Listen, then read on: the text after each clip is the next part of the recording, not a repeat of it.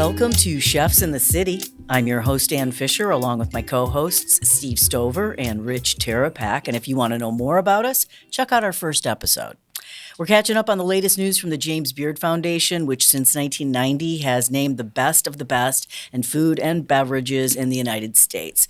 Avishar Barua, the chef and owner of Agni in the Brewery District and Joya's in Worthington, is one of 20 chefs from Ohio, Indiana, Illinois, and Michigan nominated this year for Best Chef Great Lakes.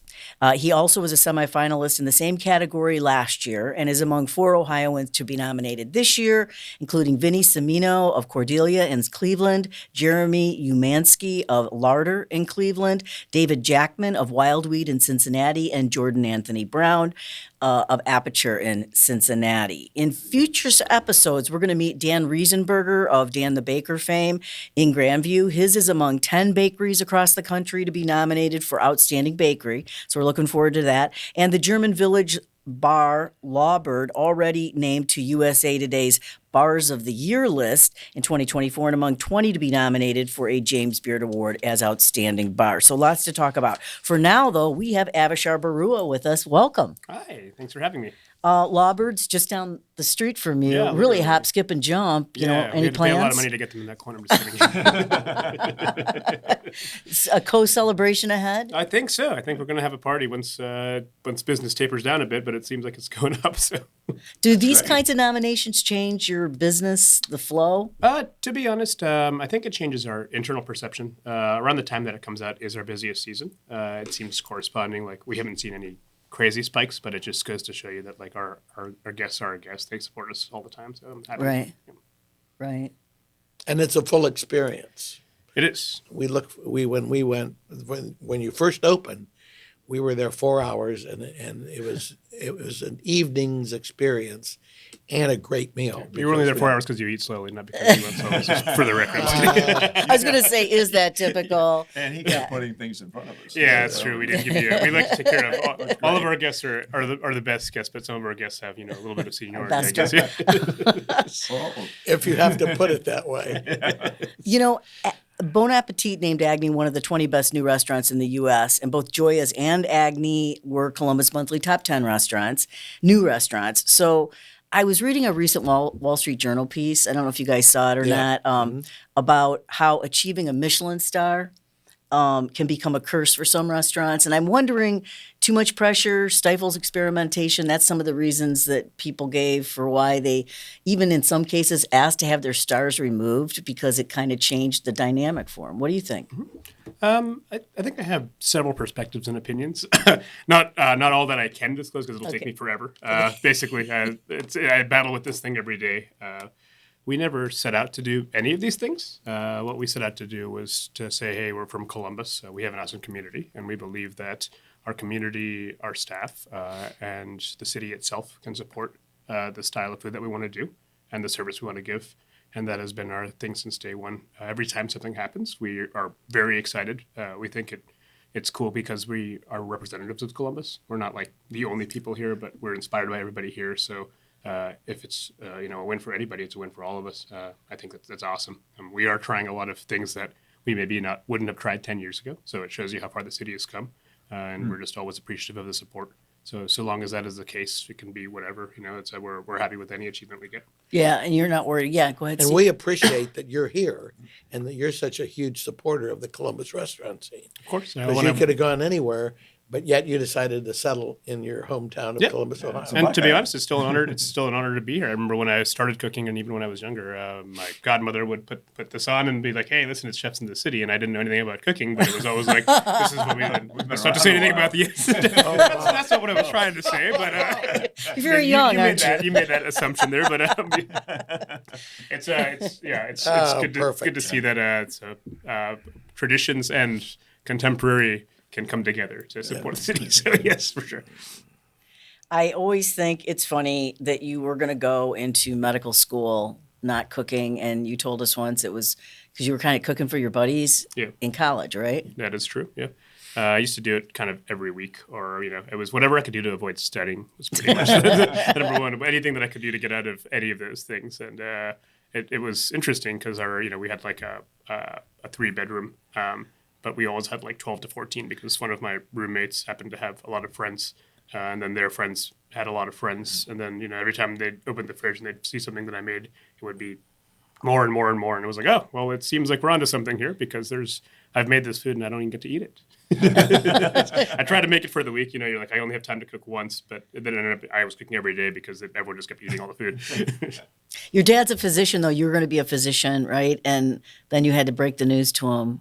Yeah, it was him and my mom both. I think my dad was probably silently bummed because I think he had his practice at the time, and he's like, son number one, he decided to be the trailblazer, not do it. Good thing we have two. The backup option will take care of it. Didn't prove to be the case. So, yes, at the time it was quite challenging, but hopefully through persistence and patience, we found some traction on the other side. My mom specifically was. She was very upset, I think, and was just like, if you're gonna just go to school, go to school and get whatever. If you're gonna, maybe you can be a doctor first, and then you can become a chef once you make the money. So, kind of like those guys became lawyers first. And that's that. Yeah, it was. I think it's still sage advice. I'd have a lot of options in the medical field too. Yeah. It's a harder work. What you're doing is tougher than being a doctor, which is pretty tough. I don't know. I think it's both sides. I think it can be because we have to work through with a lot of people every day on both sides of the operation. But my dad's an anesthesiologist and he was an OR, so he's like the plan setter. Mm-hmm. So not only does he put people to sleep, but he has to make sure. The one thing he has to make sure of what I do. He makes sure of everybody's dietary restrictions or allergens because you don't want to kill them. Same with us. We have to ask in the beginning. Please tell us about your allergens because we don't want to kill you. Yeah. That's our number one question that we start with, and a lot of those similarities are what I looked into more.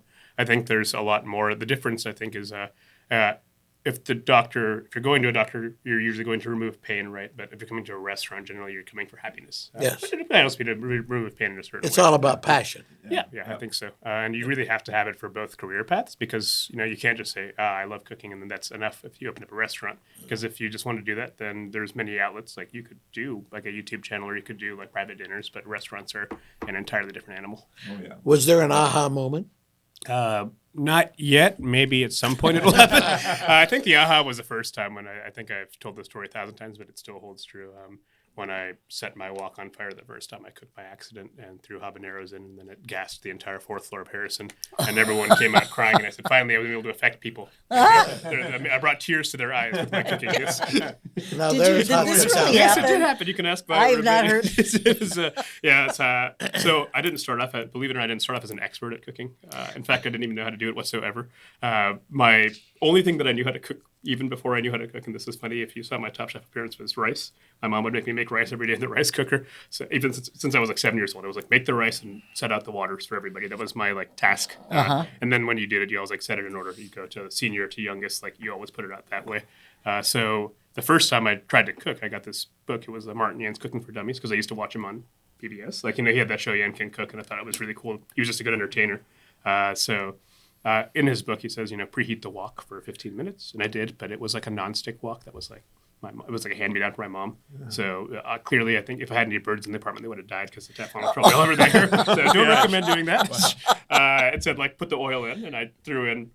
all I had on me was extra virgin olive oil because that was all the rage back then. It was everybody just use extra virgin olive oil. Not a high heat Not a thing. high smoke point, yes. And the wok, how those heating elements are red? Yeah. The wok was the same color. It was burned into the wok, so that's how hot it was. Wow. And I threw it, and the second it hit it just like this. And I was like, oh, it's stir fry. So now instead of panicking like a normal person would, I threw the habaneros in there because I was like, I'm going to make it spicy. And then it happened. It was just...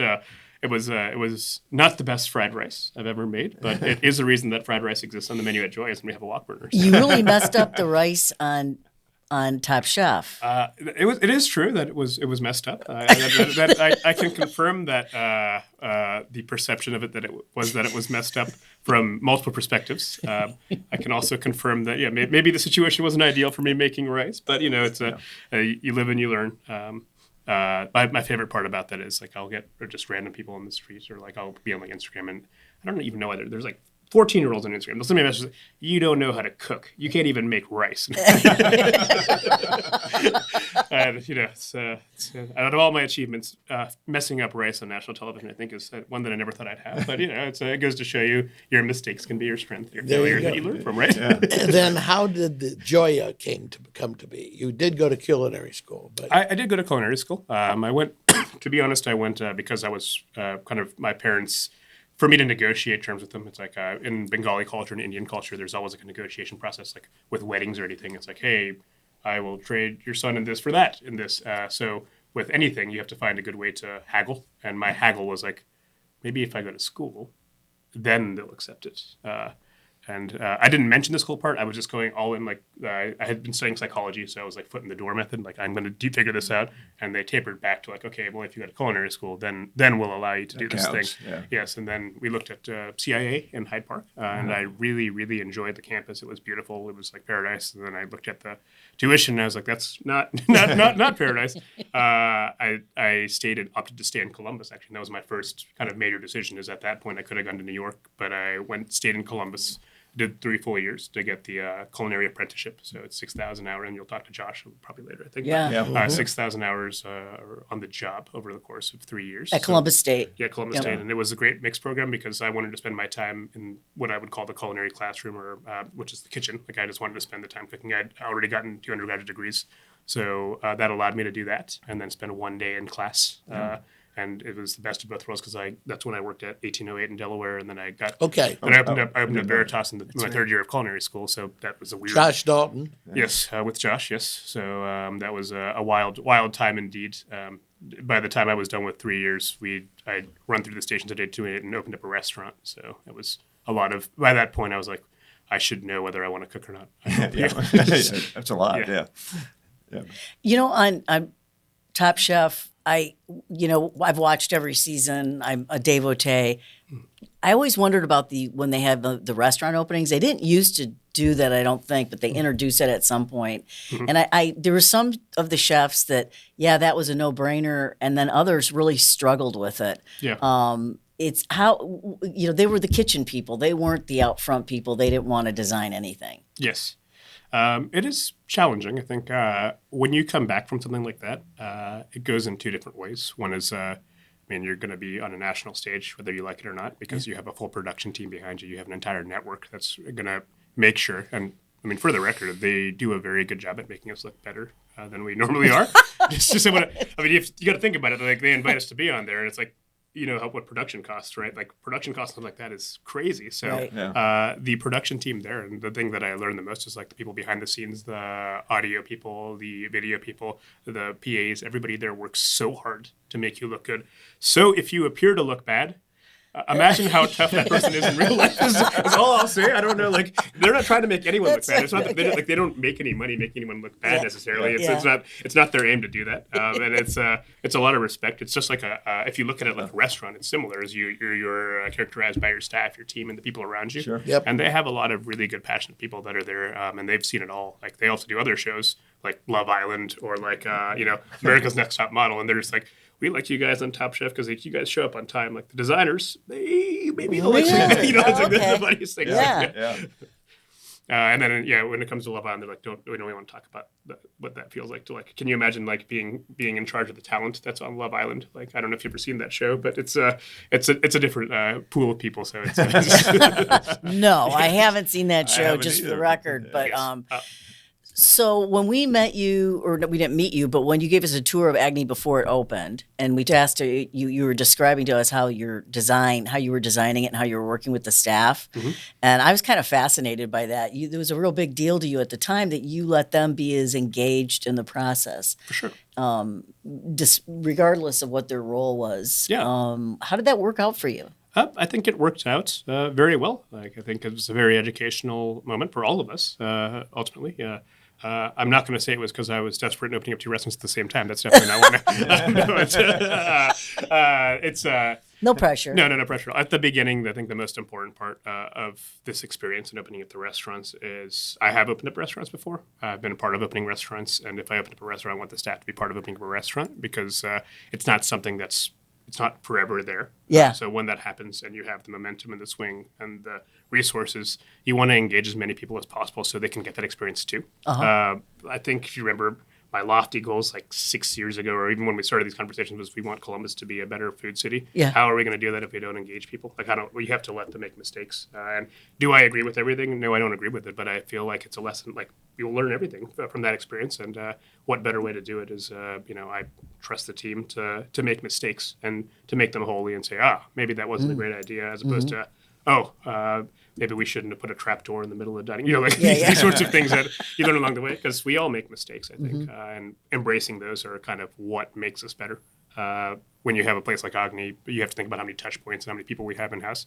To think that we get such good feedback, it means that we're aware of our mistakes and we try to correct them every day. And we look at the bigger goal, and it's really, really cool to do. How did it work out? Did you open Agni relatively soon after Joya? Within 6 months, yeah, it was. I was first. I had gone off like the deep end, because initially I was like, let's open up 2 in 1 year, right? That makes sense. Like, hey, we can open up. First, it was 2 restaurants in 2 years, which I think sounds. Would have been It doesn't sound reasonable at all to be. Let's just start off with that's already ridiculous. But if you start with ridiculous, you end up back unreasonable, because you got to overshoot a little bit, right? Yeah. And then it was like, I was just swinging. I was like, okay, so we have 2. How about 2 within 1 year? And and I was like, well, I guess I signed the leases, so it would make sense to do 2 within the leases. So it's a good motivator. And then the third one was just like, okay, how about if we did 2 within the same year, because we opened up Joya's in like September. And I was like, I was shooting for December actually, but because of construction, we couldn't get it done. And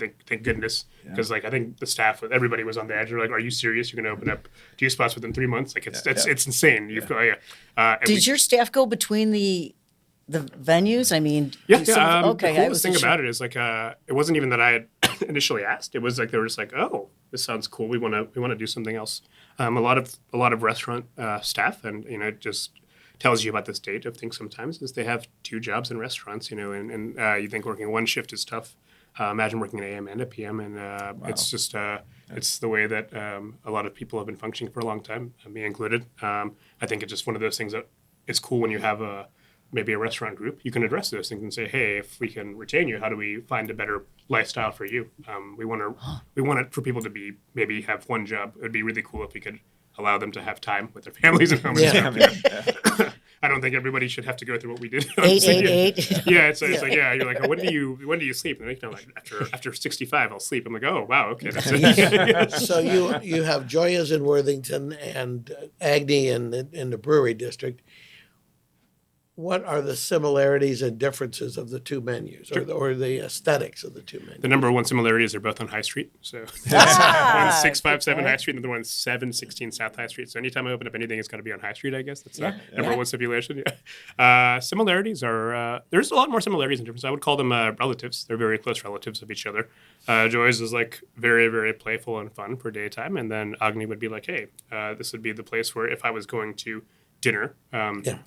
Like, for instance, if I was dinner at my mom's house, I'm trying to show it through the lens of me, right? Because some would say, man, you have this 15-course sort of thing laid out. And I was like, yeah, because my mom wants to make sure I eat everything. So we're going to force you to eat everything. That's why we do that. Yes. Like, you don't get to not try anything. We're going to give you everything. You come to the house, you're going to eat. And you just tell us what you can't have. And we ask for allergies, and then we make a menu based on that. And I think it's one of the coolest things, because it certainly takes the kitchen a lot of time to say, hey, if there's 5 or 6 different allergens, yes, we accommodate them to the best of our ability. We tell people straight up it's not going to be the same as our base menu, but we make 15 courses of whatever those allergens are, sometimes on the day of. It's very, very challenging, but it's rewarding, because it's showing that somebody trusts you to prepare a meal for them. And that's as simple as it is, like how often you get to go to a restaurant and feel like, hey, I trust this person. That's a huge responsibility. We want to make sure we do good on it. Yeah, that's incredible. I mean, it really is. It's very challenging, but it's very challenging. My staff sometimes, the amount, the gray hairs, you're just like, wait, does this have cottonseed oil in it? You go down the list.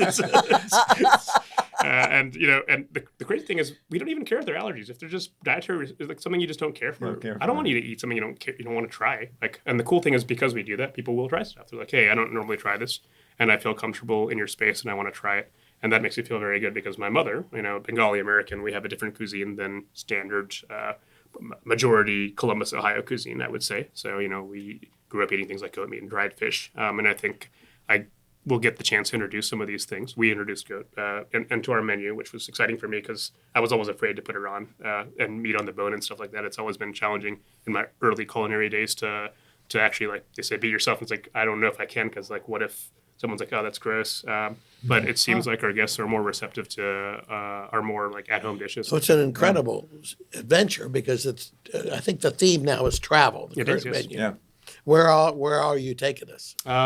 Everywhere from Burma to Bangkok to Dublin, Ohio, Bethel Road. You know, we have everything from all around. And it's the cool thing is, as we were discussing a little bit earlier, because I incorporated the staff in the building of the restaurant, the staff is part of the menu. I mean, the staff prepares the menu every day, so I challenge them to come up with things, and then I challenge their ideas until it gets to the point where we say, hey, we're proud to serve this thing, and you're proud to say that you're making it every day. How do you do that? How do you develop things on the side? Because they're already working.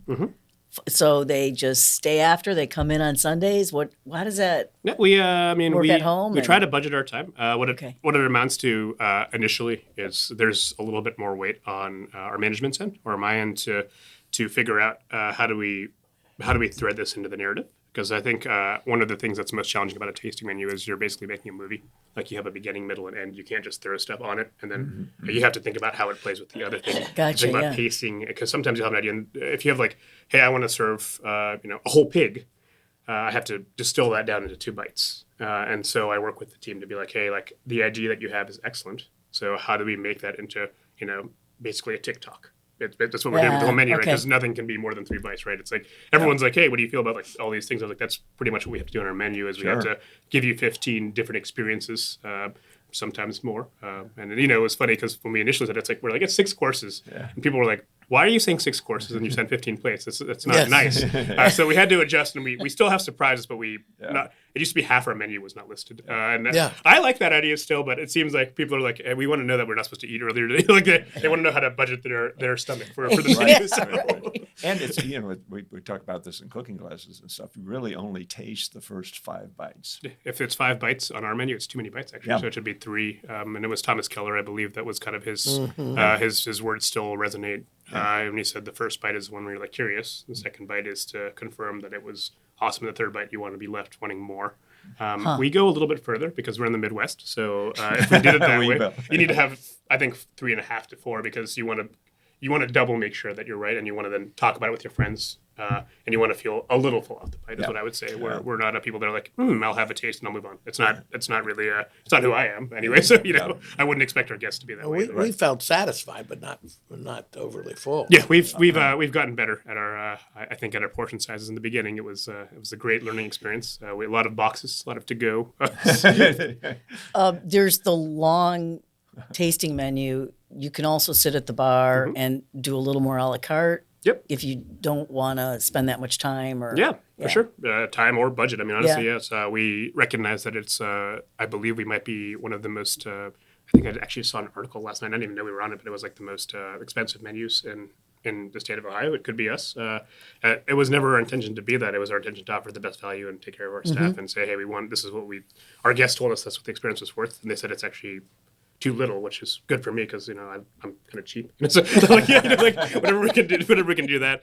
So that's how we do it. Certainly, it's always designed to be that way where the experience is we want to make the whole experience. It's Yeah. not just about the food necessarily, but it's about how is the food presented. Our staff they're so good. Like it blows my mind because a lot of them haven't been in the industry before, and they come in and they can pick up on a dish. Like they can say, "Hey, this is Bengali," and it's crazy because they're serving a Bengali dish as somebody that's never had Bengali cuisine their entire life off of a few bites and a little description that I made, and they're so passionate about it. And it's like, how did we get so fortunate to have these people to work around? And they're very relaxed. Yeah. And that's Yeah. what I like That was is the hardest. They're hardest very thing to do. warm. Yeah. They're not bossy or anything. They're just or stressed. and they or Yes, fussy. they're not stressed. Yes, Yeah, Nobody someone's is stressed. stressed. Nobody is stressed. No, So- yeah. Somewhere out there, someone's back of that. stressing That's, out. that's but- we have a little trap door for the stress. We put it in there. Yes.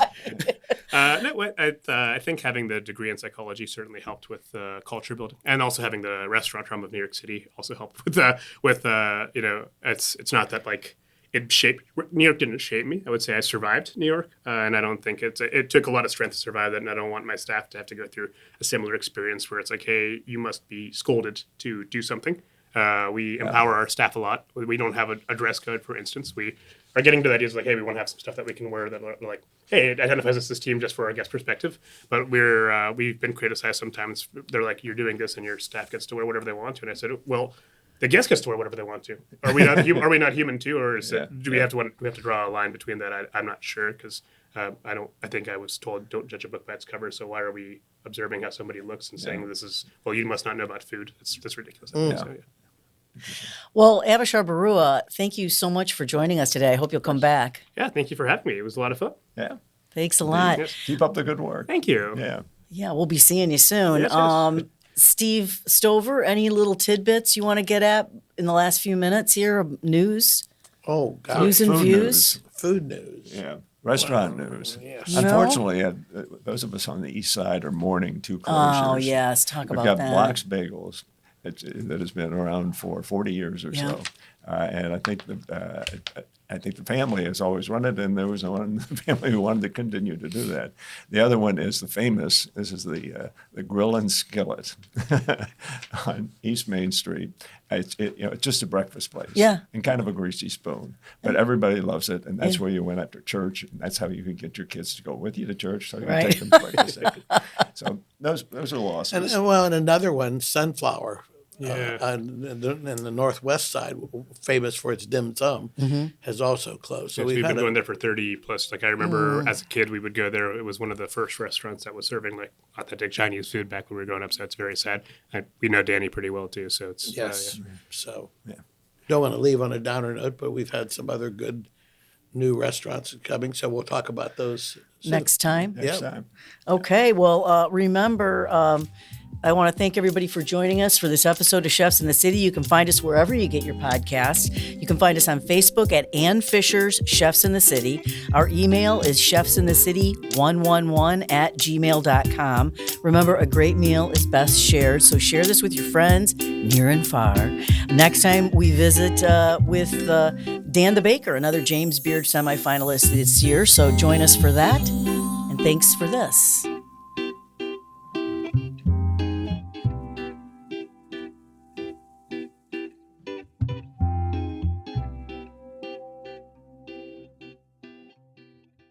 Boxland Media. Think big.